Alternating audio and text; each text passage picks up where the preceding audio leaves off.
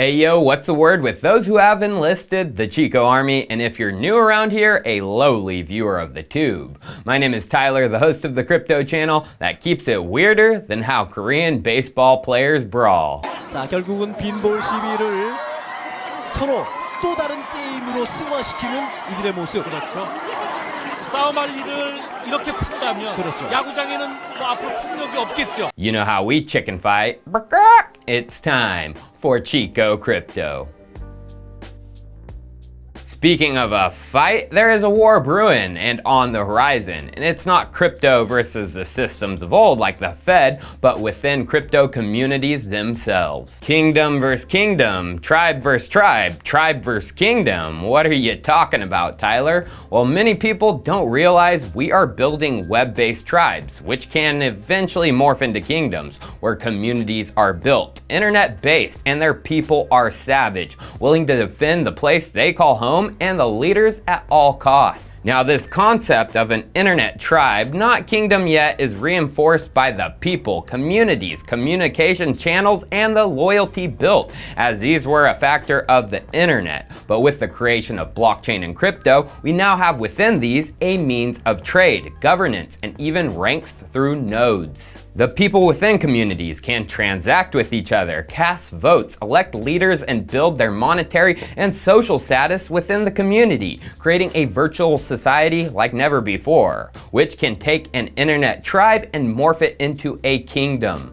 Bitcoin was the first. The cypherpunks, just an internet tribe, stumbled upon Bitcoin from Satoshi Nakamoto, a gift from the internet god or gods, which would transform their tribe into an internet kingdom, and it did. Bitcoin's market cap grew, trade was established, and the community grew. Although, with the early disappearance of Satoshi, this was a leaderless kingdom being formed, and without proper governance structures in place, it was destined to break apart, especially as the gold of this kingdom's value rose. The basic governance structure forced Bitcoin to fork, and the tribe Bitcoin Cash was created, but this time with actual leaders. Roger Ver, Craig Wright, and Calvin Ayre tipping their wine glasses, and of course Jiang Wu. But as we know, they were each trying to become king of this newly created tribe, and power wars they took place, which ended up with the young tribe splitting, and the creation of the Satoshi is Craig tribe Bitcoin SV. Now, that was one of the first highly publicized kingdom splits which led to tribal wars, but that was in 2017. There was actually one I think is more important, as it highlights the concept of bending the frickin' knee. All rulers demand that people bend the knee. That's why they're rulers. We're talking about Ethereum, and this was when Ethereum was just a tribe, no kingdom yet. They were one tribe in 2016, but on a fateful day in June, a highly anticipated project was hacked where the smart contracts were exploited and 3.6 million Ether were stolen, worth 50 million at the time, but now over 1 billion. That level of a heist happens, which is over 4% of your total supply of your tribe's gold, and your internet tribe is only a year old. It's young and fresh.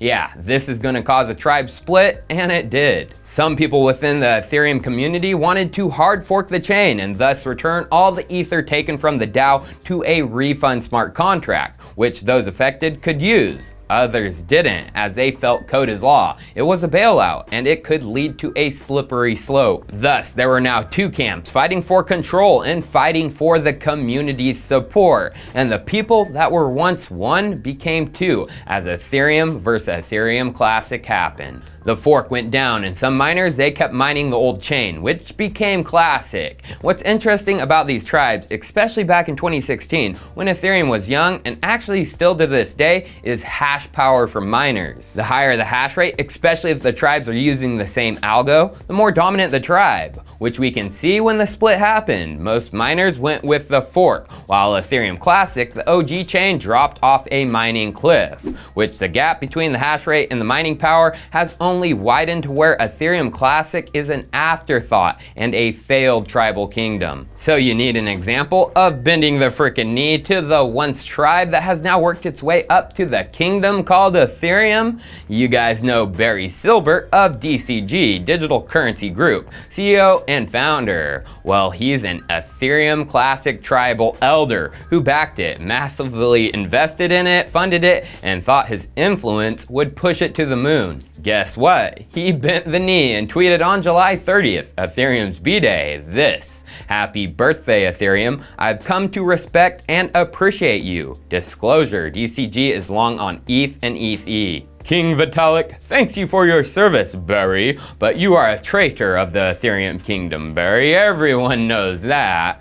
But the reason he is bending the knee is because the Ethereum kingdom is getting very powerful. Developers, they stuck with Ethereum, and the smart contracts they have built have reinforced the kingdom's fortress walls. And now, from those smart contracts, DeFi, it's been built, and it's Ethereum's offensive weapons, the catapults of flaming fireballs that can and will batter tribal attackers within the crypto space, holding off their attacks from XRP, EOS, Neo, and more. What is the common theme with every single one of these mentioned? 2017 hype, their communities grew and gained massive followings, bringing them closer to internet-based kingdoms. Keyboard warriors were enlisted in each camp. Shills, bot farms, and more were unleashed, which can be seen in the subreddit growth of each. The same frickin' pattern. Explosive upwards during the end of 2017, beginning of 2018 craziness, then flatlining. And what else is common with each of these? They didn't bend the knee to Ethereum and tried to compete as a warring tribe,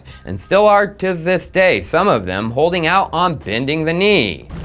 Father, it is! Get on board! No thanks. Who do you think you are? Panic mongers. Come on, over here! Leave us alone. EOS, no doubt, is a competitor to Ethereum. No Solidity integration, no bridge, no nothing for 2 years. It wasn't until a member of the Ethereum kingdom, Kyber Network, reached out to the defeated EOS tribe and built a bridge connecting the two. Kyber announced the Waterloo Bridge in February of 2019, which, if you know what the actual bridge in London was built for, the Waterloo one, to celebrate a victory of war. Has EOS bended the knee? How about Neo, another pure Ethereum competitor which held out for the longest time on Ethereum, not adding any bridges, Solidity integration for almost just as long. Luckily, a small tribe within their ecosystem, Switchio, created one just before EOS in November of 2018. Bridging the two for their DEXs. And just look at the currency volume numbers on Switchio. Today, Ethereum is the dominant currency, even on Neo's own chain,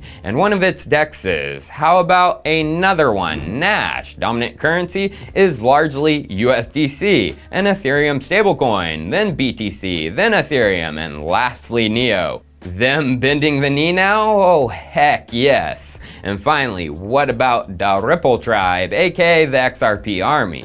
Well, they were the first to realize Ethereum integration would be needed to survive. In May of 2017, the Interledger Twitter posted this: the Interledger call on Wednesday will include a sneak preview of a payment demo between XRP and Ethereum. So, XRP was the first to build a bridge. Well, they tried but failed, I think. Going to the Interledger GitHub for the Interledger Ethereum payment channel plugin, you can see they have a roadmap that isn't complete, and the code hasn't been worked on in over a year and a half. Either they failed at it or they got gung-ho that they didn't need a bridge and decided to not bend the knee. Well, you remember how I said DeFi is Ethereum's offensive weapon, which will batter and bruise opposing tribes to their knees? Well, XRP decided to retry in February of this year, and Decrypt covered it in an ironic headline titled, "Why Ripple is Funding a Bridge to Ethereum's DeFi Market." Yeah, they are funding a bridge. Warren Anderson, a senior product manager at Ripple, Ripple put out a blog post explaining to what's left of their XRP army why they are doing this, bending the knee to Ethereum. In the post it states, "Last weekend we sponsored ETH Denver, one of the largest Ethereum hackathons and conferences in the United States. Unsurprisingly, one of the most frequently asked questions we received while on the ground at the event was, what is Ripple doing at an Ethereum thing?" He tries to explain himself, saying Xspring is open source, but basically he sums it up, the reason is Ethereum has the largest community, including development, aka a large dominant kingdom. We have ridden the length and breadth of the land in search of knights who will join me in my court at Camelot. He continues saying, so Xspring sponsored 3 challenges during the Sustain Web3 virtual hackathon on Gitcoin, leading up to ETH Denver. Each challenge has an interoperability theme, with a focus on building bridges between XRP Ledger, XRP, and Ethereum over Interledger Protocol. And as we can see from the 3 GitHubs he posts, BiFrost is the main layer bridge being built. Now you want to know why I compare these things to internet tribes and kingdoms? Because those involved in higher up with projects do too. For example, what Warren says next. You may recognize that we are inspired by the Norse mythology of BiFrost, a burning rainbow bridge that reaches between Midgard, the realm of the humans, and Asgard, the realm of the gods. Kyber called the EOS bridge Waterloo to celebrate the British victory over Napoleon, and Ripple is calling their Ethereum bridge BiFrost. Like Warren mentioned, BiFrost is a bridge that reaches Midgard Earth from the realm of the gods, Asgard. So if Ethereum is England in this sense, and Ripple considers themselves Norse, the Vikings, we know what went down in England in the early ADs. The Vikings invaded and tried to take England as theirs, and kept it for about 300 years, the Viking Age, but finally lost it around 1066 AD. So is the DeFi bridge attempt named BiFrost a bend of the knee, or is it actually a war cry? Are they attempting to take the technology, the developers, and the offensive weapons of DeFi and bring it back to their tribe, as XRP is no kingdom yet? Well, I wouldn't doubt their Trojan horse plan for a second, and the same goes with another tribe who is trying to build their way to a kingdom, and they consider themselves the Vikings too. Who am I talking about? Cardano. Just 2 weeks ago, they announced their bend of the knee bridge. Cardano tribe leader Charles Hoskinson announced it 2 weeks ago. And what's hilarious is he's contracting an outside firm to build the converter. I'm also going to contract a firm on a fixed cost contract to do a ERC20 converter. So basically what this means is that this team is going to go and to Ethereum, take all the existing ERC20 tokens and build a converter to redeploy them on our testnet once we have the native asset standard deployed, as a proof of concept of how to port an ERC20 token to our native asset standard. Okay. Now, if you have any history with Cardano, you should be like, what the freak? Charles tried to join the Ethereum Classic tribe to go to war with Ethereum back in the day, and IOHK still supports ETC development as it's listed on their website. So why would they need to contract a firm? Why not use IOHK? Shoot, Charles, you even suggested Tron's DPoS blockchain use an Ethereum Classic client IOHK built, Mantis. You said the code is much better, security audited, and consensus is pluggable for a DPoS style protocol. Okay, so why doesn't Cardano use it? Pluggable to DPoS, why not your POS? But regarding Vikings and Charles' plan to attack, which he showed as his goal by becoming an ETC tribal elder, everything in Cardano is named after Norse mythology. Ouroboros is the name of their proof-of-stake consensus, and that means serpent, and one of their testnets is named Jormungandr,